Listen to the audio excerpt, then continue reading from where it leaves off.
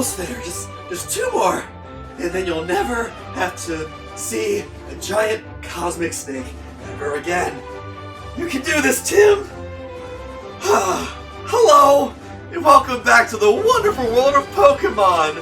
If there's any of you just joining in, my name is Professor Tim Burr, and I'm here to make sure you're up to date on what's happened in this crazy world of ours, where Pokemon have been mentally changed to speak and think as humans do. Last time, our trainers once again managed to get away from the pursuit of the cops with only a few scratches. Seems the cops also need to work on their aim a little bit. After that, they hastened off into the middle of nowhere to have some friendly chit-chats with the great and gracious Rayquaza.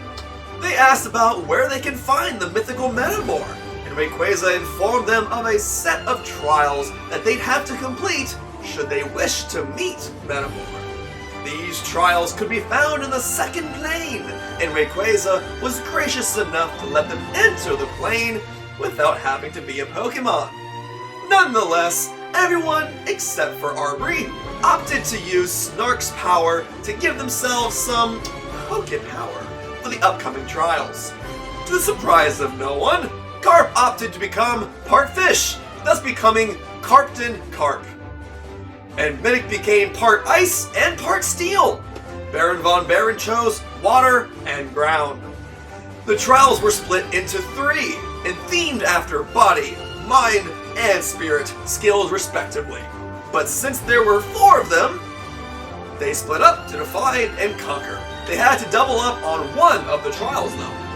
First, the body trial was attempted by Baron Von Baron, who had to wrestle with angry Eevees to take their sharp knives out of their mouths without getting stabbed too many times.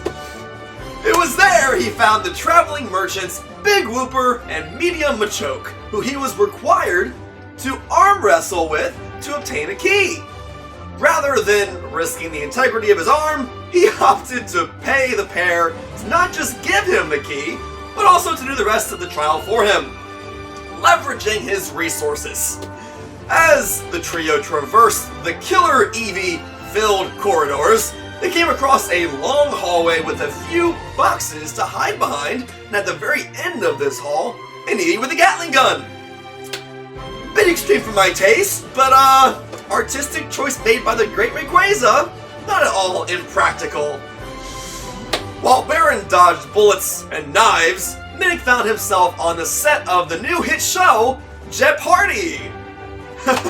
Hosted by none other than the lovable and mighty Doug, while Carpton Carp and Arbry played a dating game show hosted by Tularoma.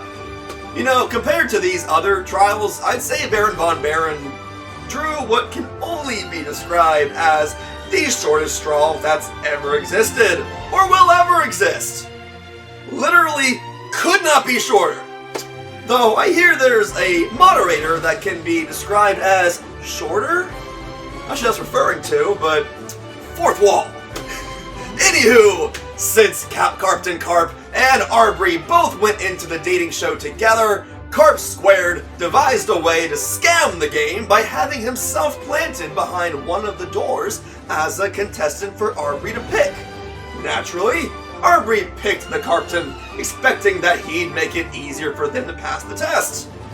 But when it was his turn to pick someone to date, rather than picking Arbry, he interviewed all 4 of them and chose a fish Pokemon instead. Sorry, Arbry, it seems there were too many fish in the sea. And that's where we pick up for today. Will Arbry and the Carpton find their love? Will Minnick find more ways to trick Doug into thinking that he's right? How many cuts and bullets will the Baron take into his body? Let's find out. This should be a sight.